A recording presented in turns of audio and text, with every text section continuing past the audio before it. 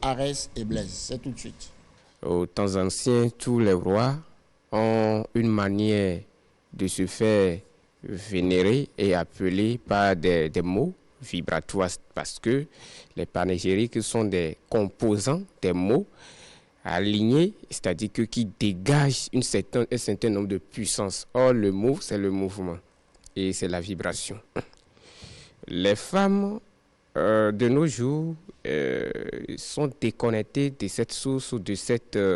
technique qui permettait à nos mamans dans l'Antiquité de calmer leur mari quand ils étaient sur les nerfs,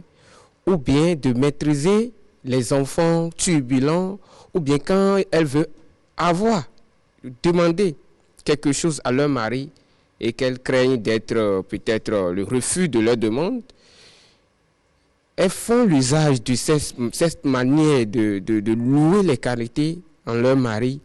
et quel que soit l'état d'être de ces derniers, ils finissent par leur octroyer ce dont elles ont besoin pour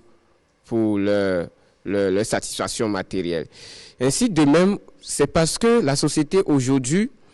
s'est déconnectée de tout ce qui c'est que la culture et on dit, bon, comme Jésus revient bientôt, on a oublié toute cette manière de faire dans la société par nos anciens. Et aujourd'hui, je crois qu'il y a une nécessité qui s'impose de retourner encore à ces manières de faire pour pouvoir parfaire certaines choses dans la société. Les panégyriques sont simplement, en quelque sorte, des programmations neurolinguistiques liées à une famille ou précisément à un clan, qui sont des mots pour réveiller les bravoures et amener le membre d'une famille ou d'un clan